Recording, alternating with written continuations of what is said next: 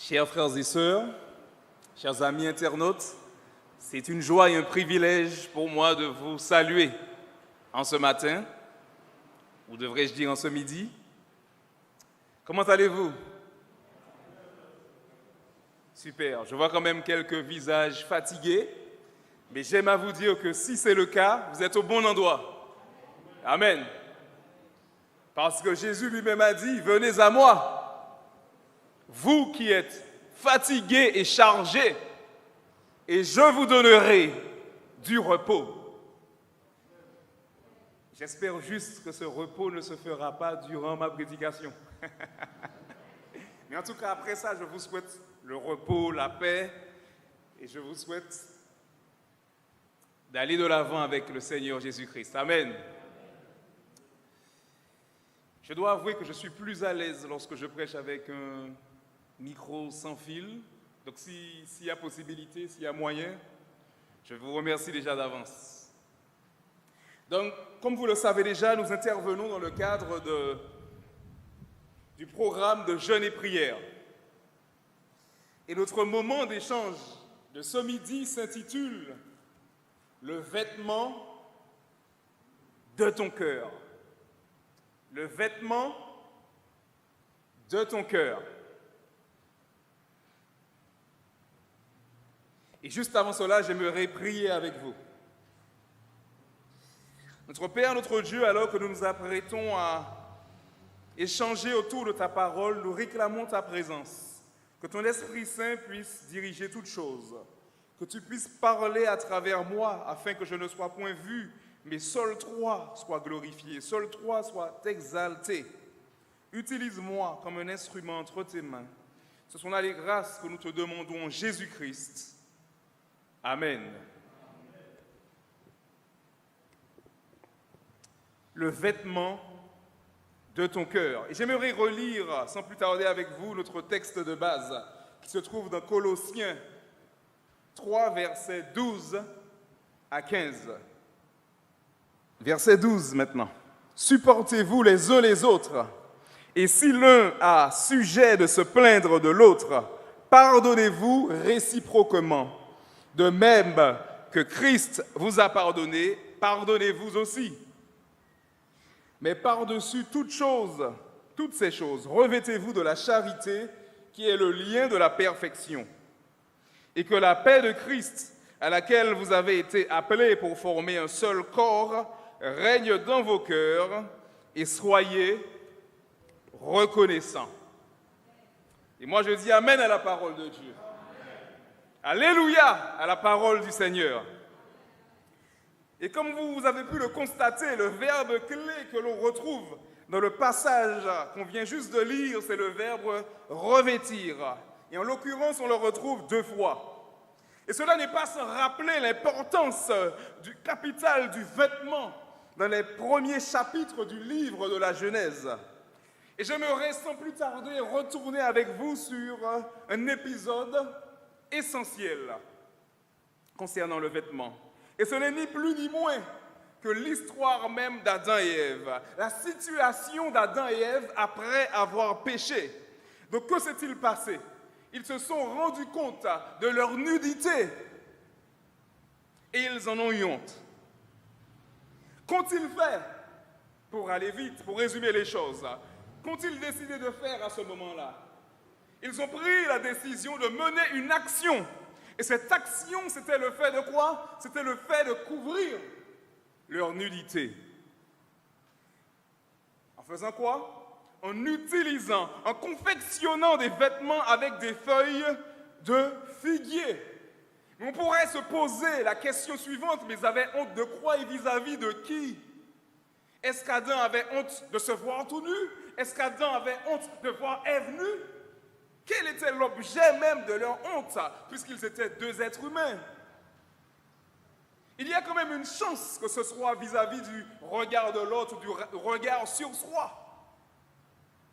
Mais puisqu'ils n'étaient pas nombreux, puisqu'ils étaient les 2 seuls êtres humains, nous pouvons comprendre que le problème n'était pas forcément le regard de l'autre, mais surtout le regard du tout autre.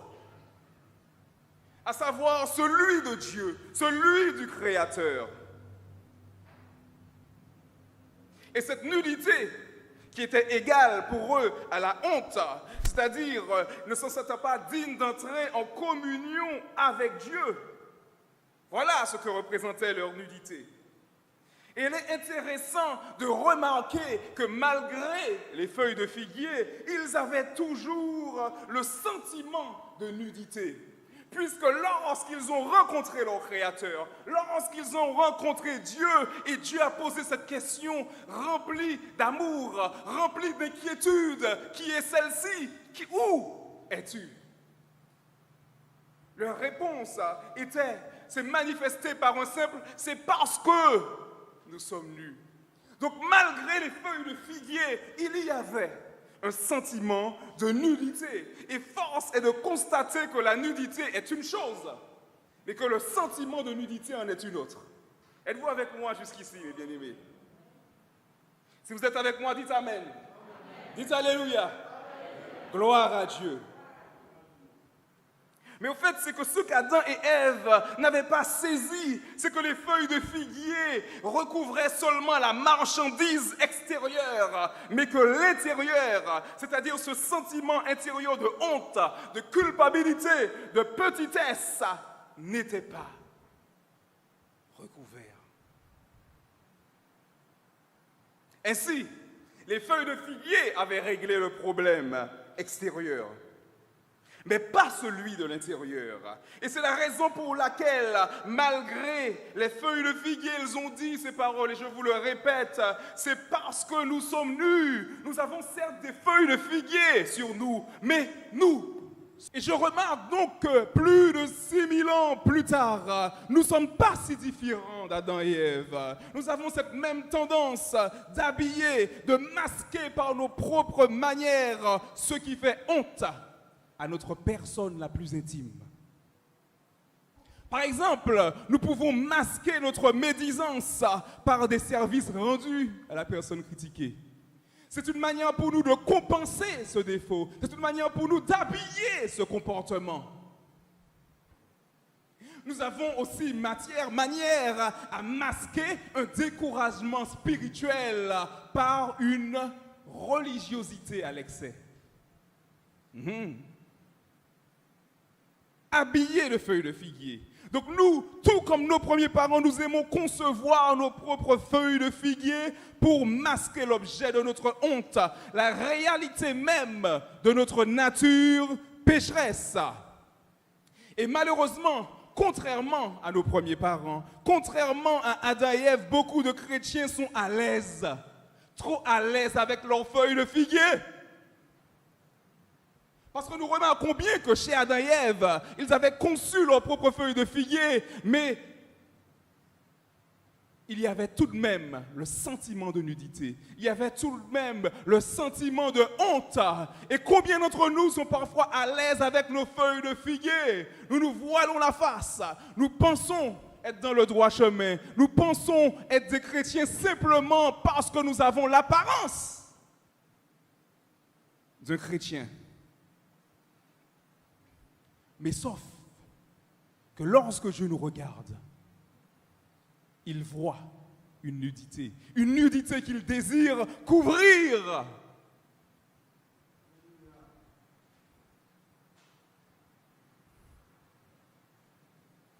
Être chrétien, ce n'est pas un jeu de rôle.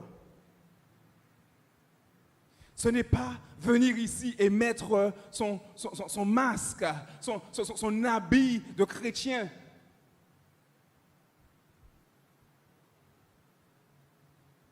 Ce n'est pas laisser la personne authentique à la maison et venir avec la personne sociale, la personne religieuse ici, non. Lorsqu'on fait cela, on se contente de porter des feuilles de figuier. Je ne suis pas en train de dire que l'apparence du chrétien n'est pas une chose importante. Oui, elle est importante, mais le problème réside lorsque cette apparence, c'est tout ce que j'ai à proposer. Lorsqu'il n'y a rien sous le capot de la voiture, lorsqu'il y a une belle tête de couleur sur la voiture, lorsque les vitres sont teintées, les jantes sont bien, mais il n'y a rien sous le capot.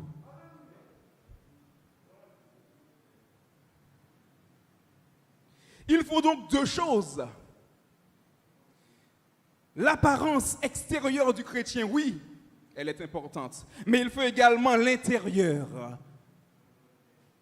de ce qui constitue même le véritable chrétien. C'est-à-dire que son cœur soit chrétien autant que son apparence.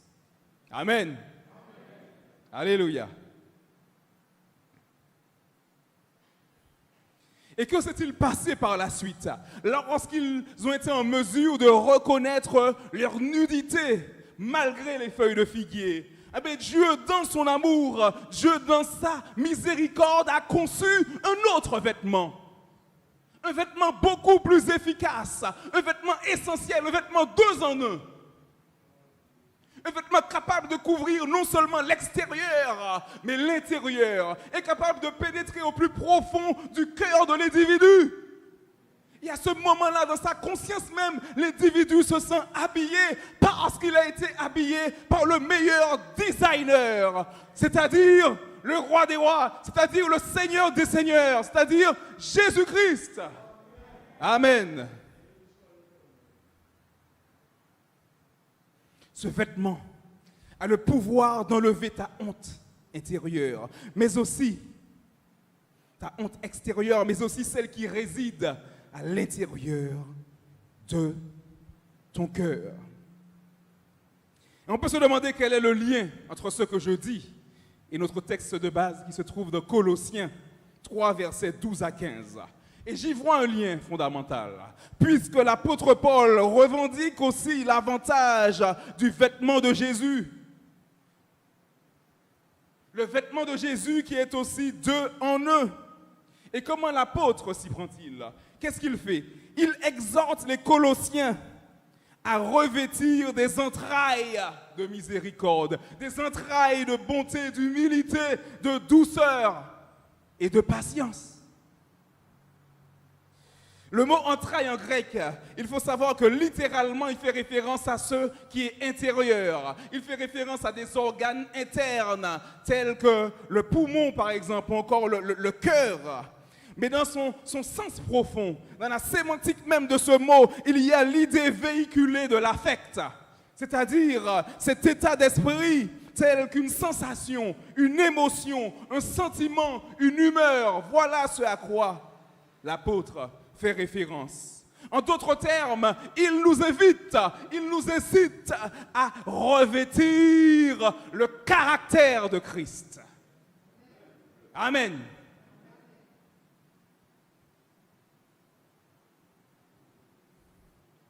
Et voici le message qu'il véhicule aux Colossiens. Puisqu'il faut savoir que dans le contexte même de cette église de Colosse, il y avait des menaces. Il y avait les judaïsants qui étaient plus sur l'apparat, sur la loi cérémonielle. Et ils voulaient convaincre l'ensemble de l'église, l'ensemble des gentils d'en faire de même, de se livrer à ceux qui attraient. Ceux qui fait référence à l'apparence. Il y avait une autre menace aussi chez les Colossiens.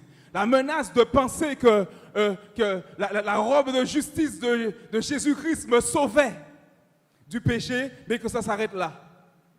C'est-à-dire, je retourne à mes mauvaises actions, à la pratique de l'impudicité, etc. Les Colossiens n'avaient pas tout compris en ce qui concernait le vêtement que Jésus donnait.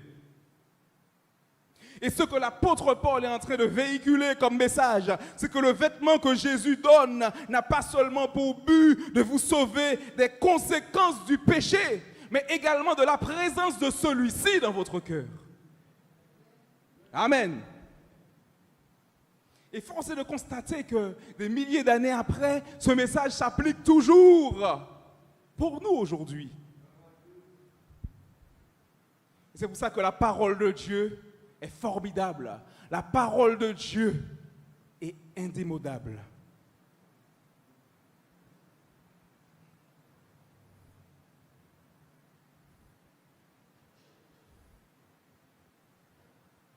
Jésus, l'apôtre Paul est en train de dire que l'heure est venue pour eux de s'habiller, d'habiller leur cœur avec la marque de Jésus-Christ. Il y a des gens qui, lorsqu'ils sortent, ils ne se sentent pas habillés s'ils n'ont pas une grande marque sur eux. Si le vêtement n'est pas de marque, si la paire de chaussures n'est pas de marque, ces personnes ne se sentent pas habillées. Eh bien, pour le chrétien, ça devrait être pareil. Si je n'ai pas le vêtement que Jésus-Christ m'offre, si je n'ai pas le vêtement que Jésus-Christ a consenti pour moi lorsqu'il est mort sur la croix, je n'ai rien sur moi. Je suis nu.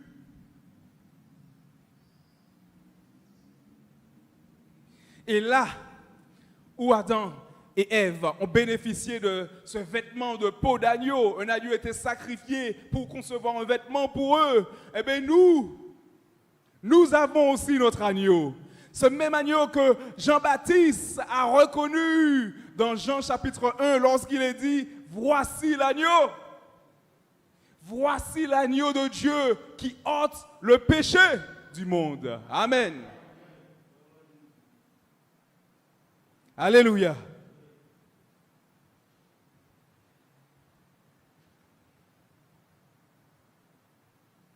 En gros, nous comprenons ainsi que ça ne sert à rien d'être bien habillé à l'extérieur, c'est-à-dire avec notre apparence de la piété, si le cœur est tout nu, si le cœur est rempli de choses honteuses et qu'on ne fait rien à ce sujet.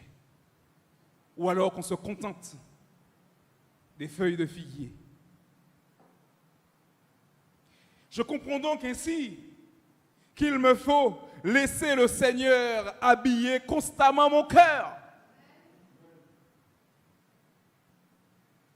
Constamment.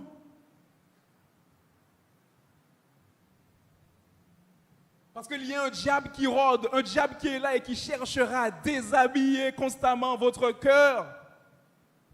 Donc si ton cœur est habillé hier, c'est grâce à ta persévérance dans la sanctification qu'il restera habillé.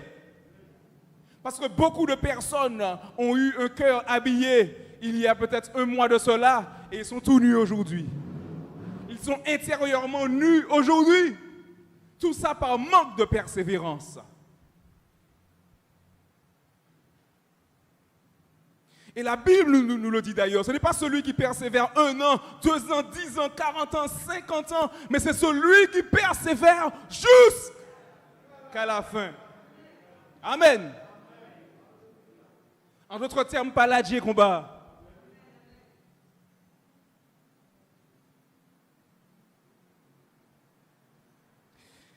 Et il y a quand même une petite nuance que je souhaite faire, parce que beaucoup pensent qu'être chrétien, qu'être un chrétien hypocrite ou un chrétien de façade, c'est le simple fait de faire des choses qui ne sont pas le reflet du cœur. Lorsque c'est dit comme ça paraît tellement vrai. Être un chrétien hypocrite, c'est faire des choses qui ne sont pas le reflet du cœur. Eh bien, moi, j'aime à vous dire que c'est faux. À ce moment-là, c'est le moment où tout le monde doit être choqué. Qu'est-ce que je veux dire? Pourquoi je pense que c'est faux? C'est parce qu'en fait, l'hypocrite, c'est celui qui est axé sur l'apparence, qui désire paraître bien aux yeux des autres, mais sans aucune réelle volonté de changer intérieurement. Alors que le véritable chrétien, il aime tout autant la pratique, il aime tout autant l'apparence. Mais il n'aime pas l'apparence seulement. Ça veut dire qu'il est conscient de ses défauts. Ça veut dire qu'il est dans une dynamique de pratiquer ce qui est juste, même si son cœur ne va pas au même rythme que ses actions de chrétien. Mais il est dans une dynamique constamment de demander à Dieu de changer son cœur. Et comme c'est un forgeron que l'on devient forgeron, donc il s'applique à la pratique pendant qu'il veille et prie pour que Dieu transforme sa vie. Et moi, je dis gloire à Dieu pour cela.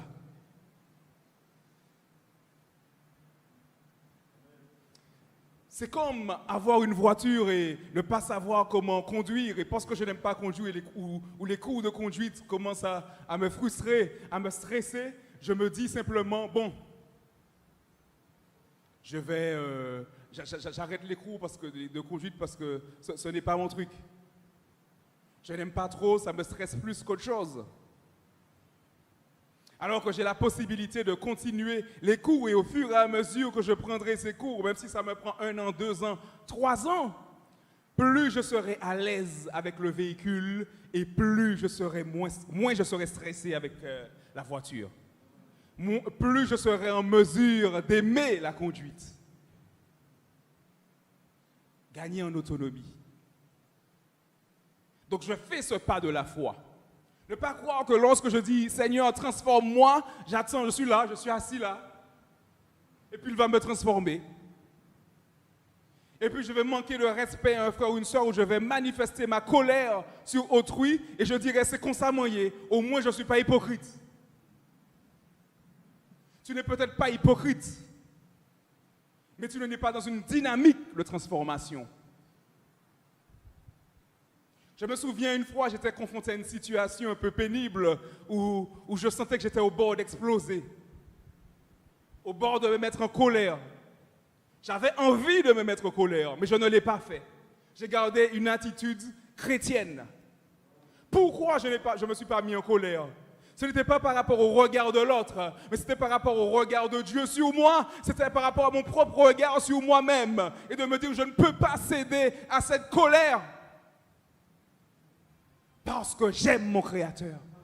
Parce que je veux ressembler à mon Créateur. Et peut-être qu'aujourd'hui, j'ai eu cette tentation-là, mais Dieu me donnera la victoire sur cela, à tel point que si un jour, cette même tentation, ce même événement s'expose à moi, je n'aurai même pas de colère à l'intérieur de moi. Est-ce que vous voyez la nuance entre les deux notions? Beaucoup tombent dans ce piège et se découragent, se laissent aller dans leur mauvais penchant en disant non, parce que même si je fais le bien, j'ai envie de faire le mal et je suis un hypocrite devant Dieu, donc je fais le mal. Ça, c'est le travail de l'ennemi, de fonctionner comme ça dans notre tête. J'ai des inclinations, que ce soit sexuelles, que ce soit de caractère ou autre, mais je choisis de suivre la voie de mon Dieu. Je choisis d'être fidèle à sa parole. Je choisis de respecter ses commandements. Parce que s'il ne m'habille pas, je suis nu. Combien de personnes sont riches, parfois même milliardaires, ont tout ce lorsqu'on les regarde à la télé, ils ont tout ce dont on peut rêver par l'apparence. Mais ces personnes se sentent seules, vides, tout simplement parce qu'elles n'ont pas été habillées par le meilleur designer, à savoir Jésus-Christ. Habillées du sang de Jésus-Christ. Amen. Et je dis gloire à Dieu à cela.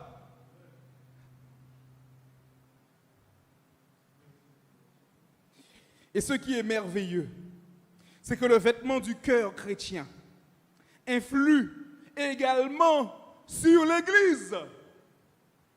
Et c'est ce que l'apôtre Paul nous dit, et nous n'allons pas tarder à relire quelques versets.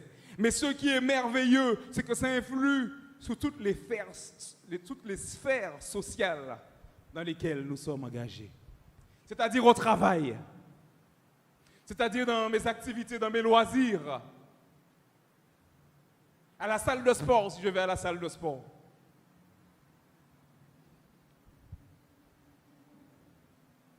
Le cœur habillé par Jésus-Christ témoigne autour de nous.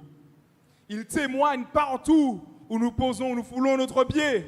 Et moi je dis, alléluia et gloire à Dieu à cela.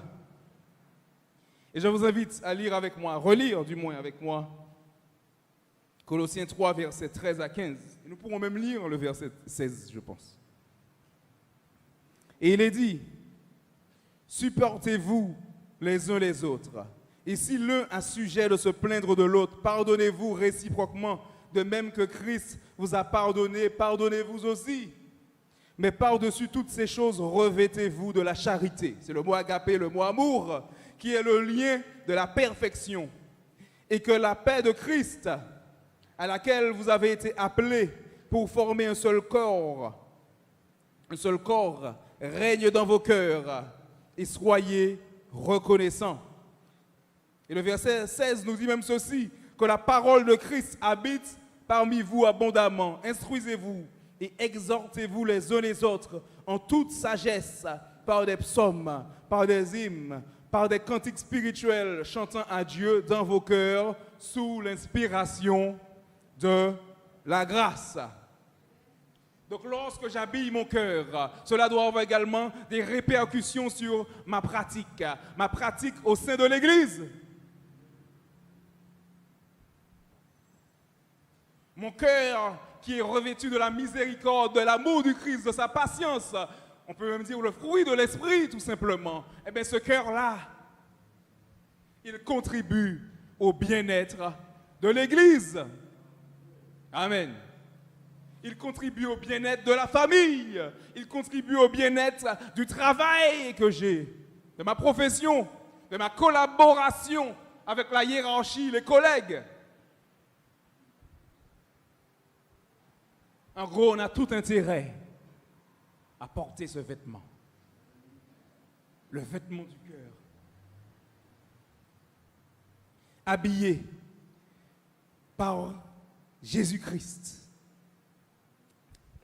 Et force est de constater malheureusement que nos églises sont souvent en souffrance, sont souvent en découragement parce que nous ne sommes pas assez nombreux à dire « j'arrête avec les feuilles de figuier, j'arrête de faire semblant, mais je désire être quelqu'un d'authentique. J'arrête de me voiler la face sous mon caractère. J'arrête de rationaliser les choses en cherchant des excuses pour mon sale caractère. En me disant c'est parce que si, c'est parce que ça que j'agis comme ça. Non. Parce que si je n'ai pas de pouvoir sur les actions des autres, j'ai la possibilité avec l'aide du Saint-Esprit d'agir sur mon cœur.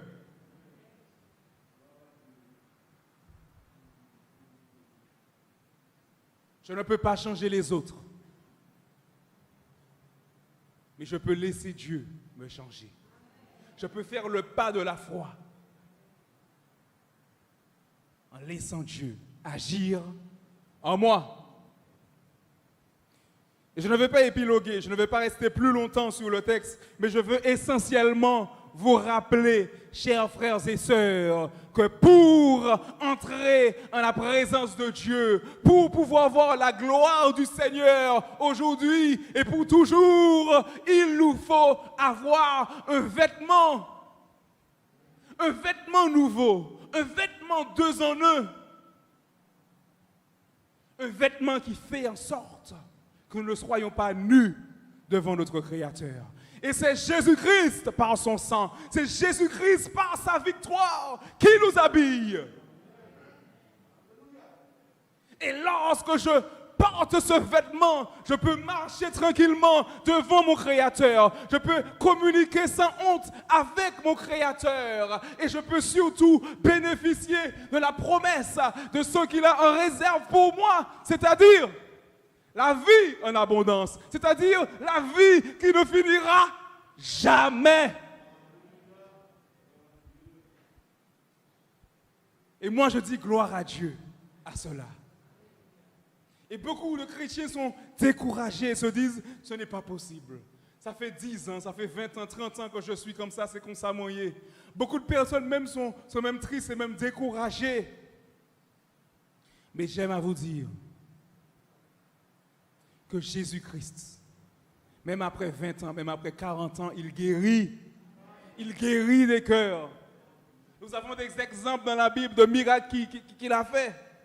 La femme avec la perte de sang, 12 ans après. Imaginez si elle s'était découragée à la 10e année, ou à la 11e année, ou à la 12e année, le jour avant d'avoir saisi le vêtement de Jésus.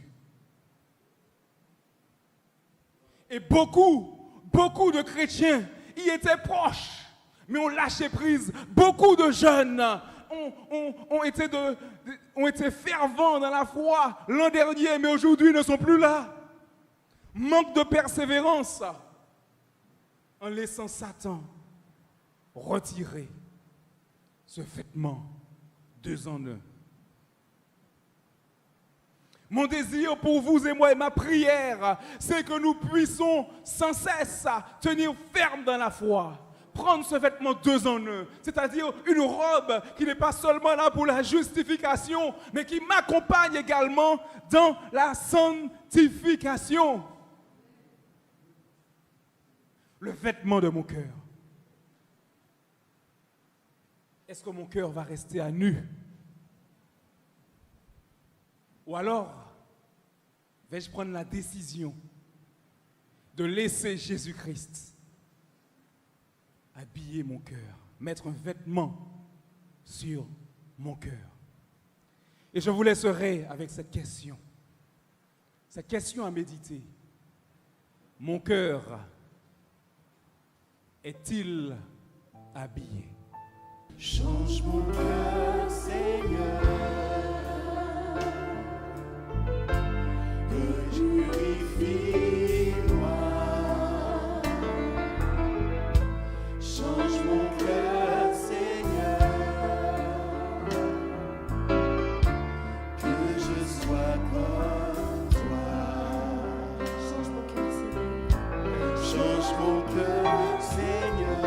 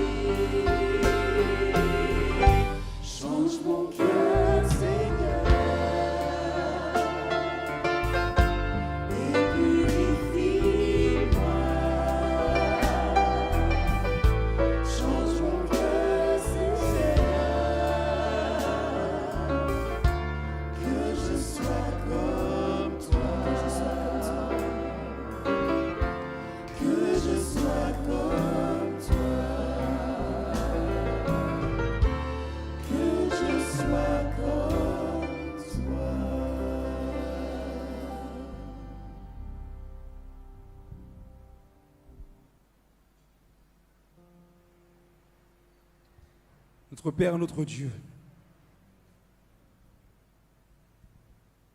daigne changer nos cœurs et que nous soyons à ta ressemblance.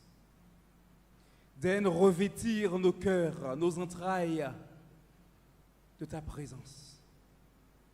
Que nous soyons à l'image même du Christ, que nous ayons son caractère, que nous puissions persévérer jusqu'à la fin et que nous puissions répondre favorablement à l'appel.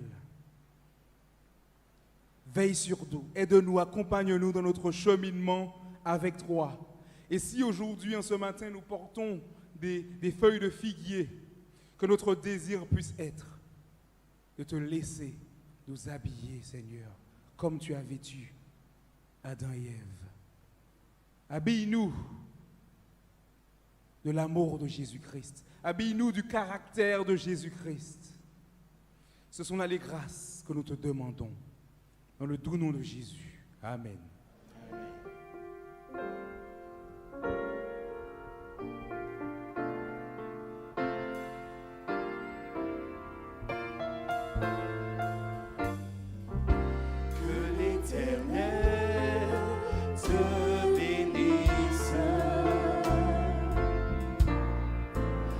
Te protège.